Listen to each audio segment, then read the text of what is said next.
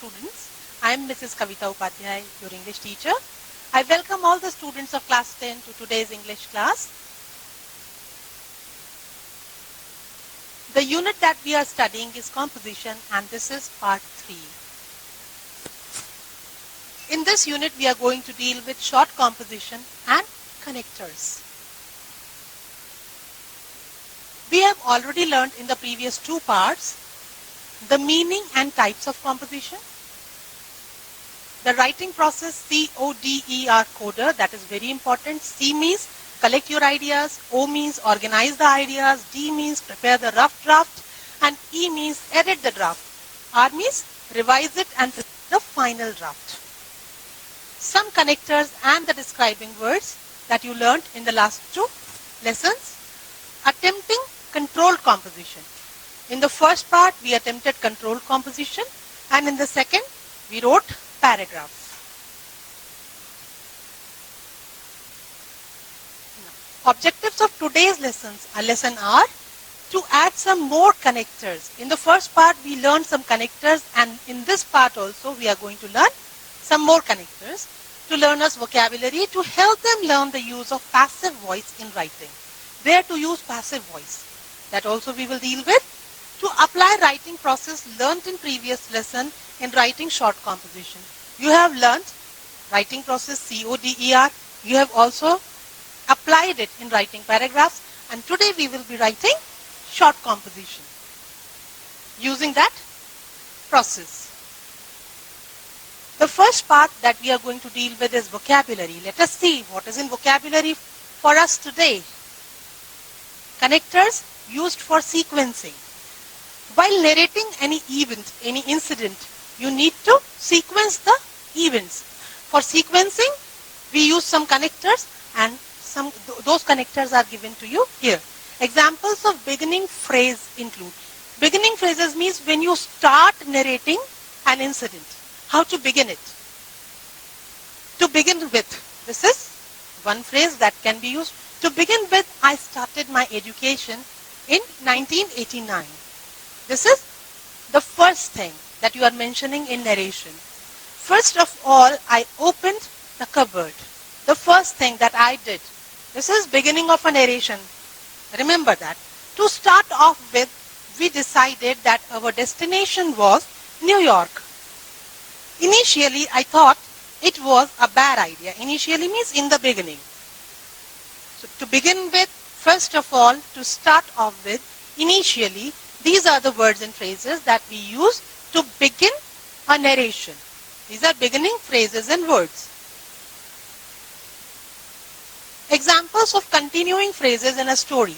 Once you have begun the narration, you have to continue it. You have to tell the events that happened chronologically.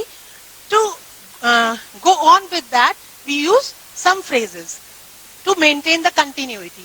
Then I started to get worried. Something happened, and then I started to get worried. After that, we knew that there would be no problem.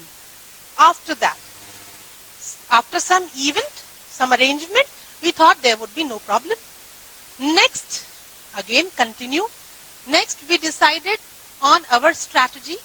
As soon as we arrived, we unpacked our bags. This is one event happening just after the other.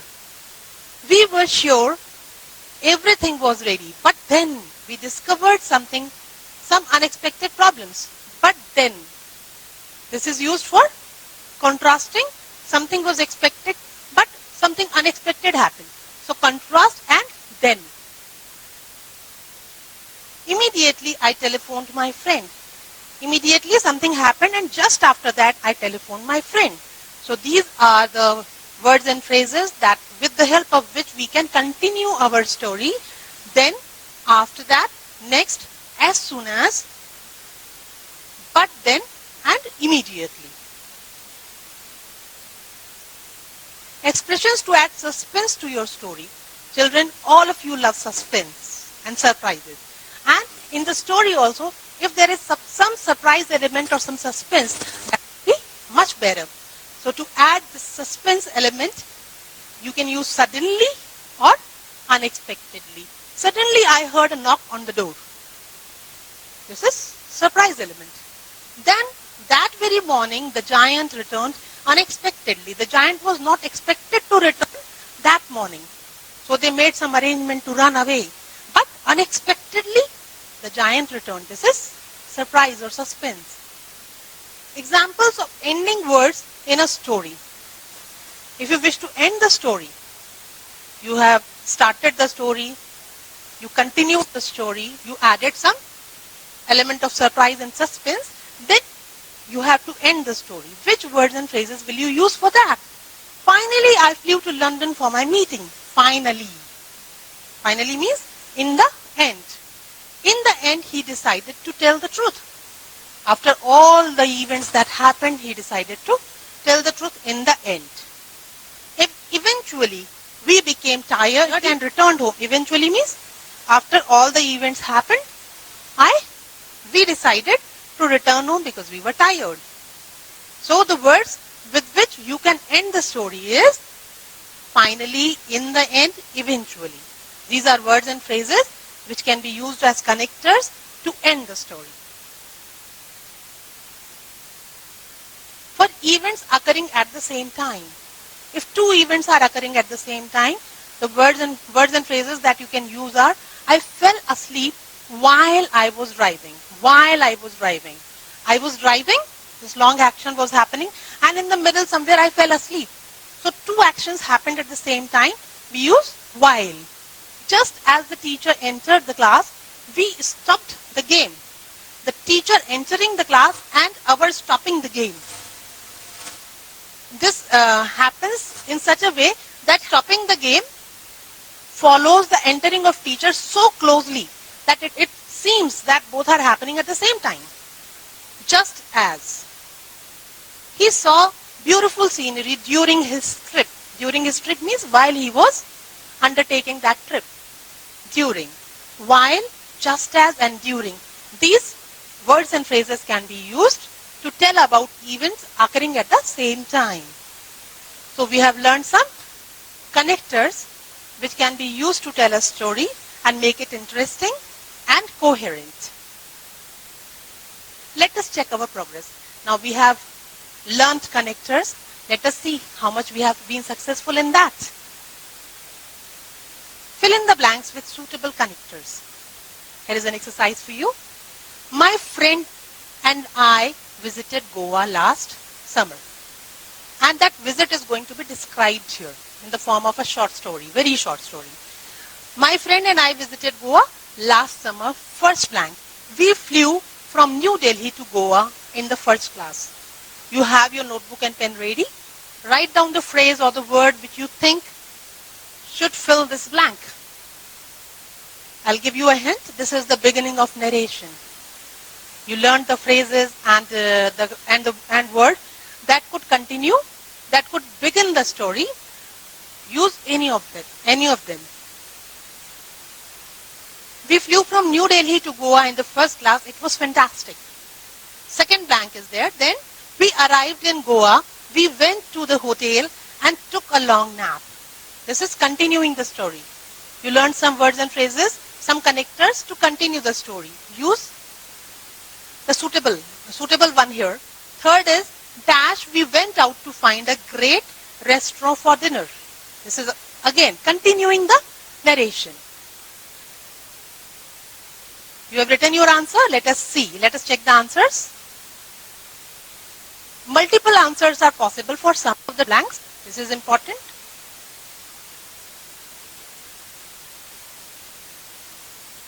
Multiple answers are possible means in the first blank you can write first of all, you can write initially, or you can write to begin with. Any of these is correct. Because we are beginning the narration, we can say initially we flew to Delhi, from New Delhi to Goa, or you can say first of all we flew from New Delhi to Goa, or we can say to begin with we flew from New Delhi to Goa. Second is dash, we arrived in Goa, we went to the hotel and took a long nap. As soon as or when. When we arrived Goa, we went to hotel. This is for telling the time. After arriving at Goa, we went to the hotel and took a long nap, or as soon as we arrived. Just as we arrived Goa, we went to the hotel and took a long nap. Third blank, we went out to find a great restaurant for dinner. For continuing the story, we can use then, after that, or next. Any of these is correct. Let us come to the next part of the story.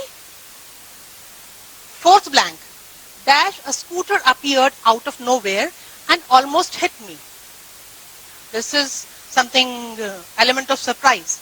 We have learned two words for that to add element of surprise in the story. This is surprising. A scooter appeared from nowhere and almost hit me.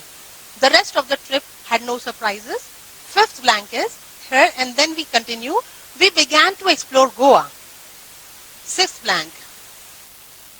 The afternoons we visited beaches and churches. At night we wandered the streets. Dash, we caught our flight back to New Delhi. We were happy and ready to begin our work again. Now there are 1, 2, 3 and 4 blanks for you. Whichever word you think is suitable, whichever word or phrase, whichever connector is suitable in your view, you can write that. Let us check the answer now. Fourth is suddenly or unexpectedly, because here element of surprise is added. A scooter appeared out of nowhere and almost hit me. Suddenly or unexpectedly. In the fifth blank we see, dash, we began to explore Goa. This is continuing the narration. Then, after that or next. Any of these can be used. We began to explore Goa. Sixth blank, the afternoons we visited beaches and churches. This is giving the duration of our visit to beaches and churches. For duration we will write during. And this seventh blank, it is here to end the story. When you want to end the narration, you use finally, in the end, or eventually. Any of these is correct. I hope you have understood the use of these connectors well now. Now let us proceed. Now children, we are going to narrate a story, A Wonderful Day. A wonderful day, it may be about your life, or you may imagine that you are somebody else, and you have experienced as that person a wonderful day.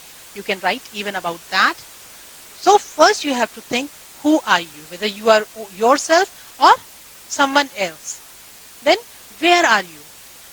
The place where this wonderful day happened. This has to be thought of. Then who is or are with you? Who are the people with you, or who is the person accompanying you at that time? That you have to imagine or think. When did it happen? The time of happening. This should be clear. Then what have you and others done to make it a wonderful day? If it was a wonderful day, you must have had some wonderful experience. What that wonderful experience was? Was it because of your achievement only, or was it because others made it wonderful for you? Use sequencing words and phrases you have learned. You have already learned some sequencing words and phrases, the words and phrases which are used to begin a narration, to continue the narration, to conclude the narration, to add an element of surprise, and to tell about two events happening at the same time. These words and phrases you have already learned. You should use them in this narration. You can conclude with a wish or a sigh or anything of your choice. You could say that I wish that I could have that day again in my life, or you could sigh, that I'm never going to experience that day again in my life, or you can use any other thing of your choice. Now here are the notes which I have prepared. These are my notes. This is the narration. These are the notes for the narration of A Wonderful Day which happened in my life. You can think for yourselves. You can write about a wonderful day that you had in your life. Okay? This is just an example. I, a girl of 9, at home. I am who I am. I am a girl of 9. I am at home with family and friends. When did it happen? it was my birthday. And what things happened? A surprise party. Something surprising happening. And surprises are the things children like most. Parents invited my grandparents, friends, family members, sister took me. Now how the element of surprise was added? Sister took me out for shopping. Brothers secretly decorated the house. And brother secretly decorated the house. You can even describe the decoration that he did. A lovely cake. I returned. When I returned with my sister from shopping, I returned. All cheered and wished. They all came and cheered and wished, and that was a very pleasant surprise for me. Lots of gifts and blessings. Grandparents gifted a bicycle. I thanked them all. These are the notes. With the help of these notes, or even better, if you prepare your own notes and write about a wonderful day that you have had in your life. Okay? I hope you will do this and follow CODER. First, collect your ideas, then organize your ideas. These are organized ideas. Organize your idea, then prepare the first draft, and very important is to edit it, find out mistakes, find out the ways to improve it, and then revise it and prepare the final draft. Now, use of active and passive voice. Students, you should be quite careful while using active voice or passive voice in a sentence. Passive voice, when you learn it, you should also know where to use it. Now, there are two sentences written in passive voice. Their leader was shot dead. Was shot, this is in passive voice. Finally, the patient was treated. Was treated. This verb is also in passive voice. But why is it said to be in passive voice? Because the person who is performing the action of shooting or the action of treating the patient is not even given here. It is not given any importance. The person who is performing the action denoted by a verb is not important, but the person or the thing which is affected by the verb is more important. The patient is more important who got treated, and the leader is very, very important. That is why the person who killed him is not given any importance. It was the leader who was affected by the action of shooting, which is given more importance. So, you must first decide whether the performer of the action is important or the thing or the person who is affected is more important. Then decide on using active or passive voice. Passive voice must be used when the thing or person acted upon is more important than the doer of the action, or the doer of the action is vague and indefinite. Vague or indefinite means it is not clear who performed the action or it is not specified. Like my pen was stolen. Who stole it? I am not even mentioning it. Okay? It is vague. Example of use of passive voice. How to make tea. If a person asks you how to make tea, that means he is interested in the process. What is done and to what things it is done. Not who does it. That means the person who is performing the action is not important, but the thing that is done is important. Okay? In this case, we are going to use passive voice. A cup of water is put on a stove to boil.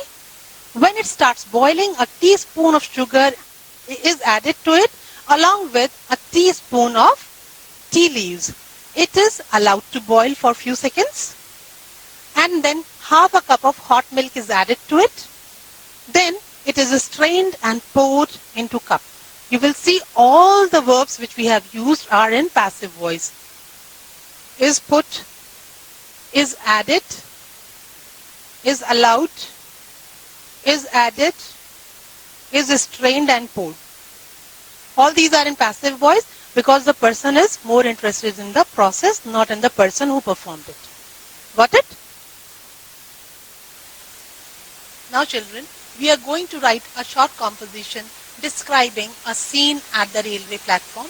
Children, this is going to be very interesting for you because you all have, I hope, the experience of visiting a railway platform. You have to describe that experience. You have to think when you went there, why you went there, and with whom you went there.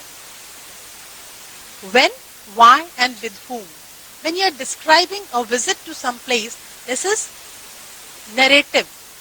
You are narrating the incident of visiting the railway platform. But at the same time, this piece of writing is going to be descriptive. Why? Because we are describing the scene there. And when you are describing the scene, when you are describing an experience at some place, you have to describe what you feel through your five senses. In this case, we are going to describe the scene, that means what we see, and the sounds, that means what we hear. The scene, in the scene we will include trains, passengers, coolies, vendors, newspaper boys, and whatever else you can think of. And then we will describe sounds and activities going on around you. Then you have to conclude with your leaving the platform and sum up your experience there. What you felt at the railway platform, that you are going to write. A scene at the railway platform. When? With whom? Why? Yesterday with my uncle to see him off. And platform ticket. Examiners like such details. Because you are going there on the platform to see off uncle, that means you must buy a platform ticket. Don't forget to mention it. Trains arrive and leave. These are the scenes that you see there. Passengers jostling. Jostling means pushing against each other. Elbowing, pushing with elbow. Vendors, newspaper boys, tea sellers, shouting their wares, running, coolies carrying luggage. You can describe coolie. How wonderful it is to watch a coolie carrying luggage. How a person can have such a strength to carry bag over bag on head and 2 or more bags on shoulder also. Guard carrying flags. Noisy place, now sounds. Noisy place, whistles, shouts, babies crying, announcements going on, and trains coming and going, the noise of the trains also. Now, to finish the narration, we will say uncle's train arrived, difficulties faced by uncle in boarding the train, uncle boarded, train flagged off, and I returned. This is how you will describe a scene at the railway platform. Now, next we have to see what we have learned today, some connectors and their usage, use of active and passive voice. We learned the use of passive voice, where to use passive voice and why. Because the person who is performing the action is not so important as the thing done or to whom it is done. Writing short composition, we learned that too. Now here is an assignment for you. It is very interesting. You have to describe, write about the person of your choice. This person can be anybody you know. Your mother, your father, your neighbor, your teacher, your friend, anybody. Choose a person, then write. Start writing with introduction. Who that person is. Her name, qualification, whatever you feel like, you can write an introduction. Then physical appearance. Physical appearance, you learned describing words in the last chapter, last lesson. You can use those words and describe physical appearance of the person. Then habits. What she does or what he does. Usually, those are habits. Then you have to tell the profession. Then good qualities that you like. If it is the person you like, then there must be some good qualities that you like. You have to discuss them in detail. And while giving these details, you must give concrete examples and anecdotes. You must give some instances from the life, from your experience with that person that will establish the fact, that will prove the fact that this person has these good qualities. Achievements of the person in life or in profession, any field. Simple present is to be used. If the person is living, you will write it in simple present tense, or use active and passive voice wherever it is needed. Okay?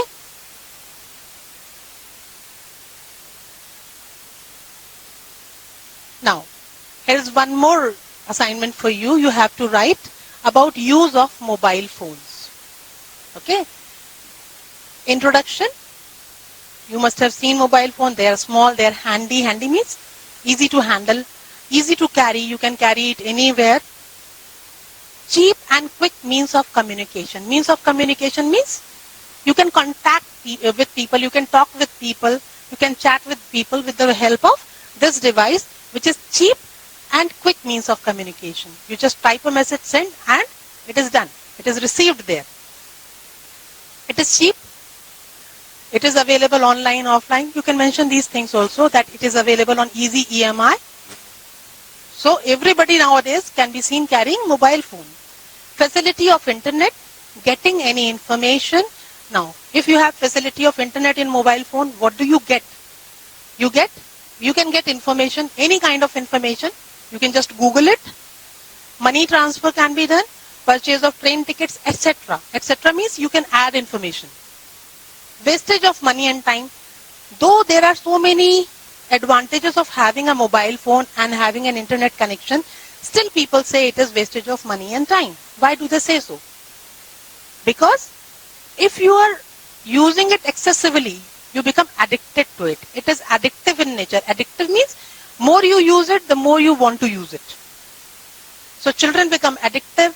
They lose their health, they lose money, and they lose time by using mobile phone excessively. Then you will write conclusion. To conclude, what can you say? Mobile has both good and bad qualities, and you can use the phrase, mobile is a good servant but a bad master. If you are using it judiciously, wisely, it is a servant. It is serving as a servant. But if you become addicted to it, it will become a master, and it will result in waste of money, time, and even health.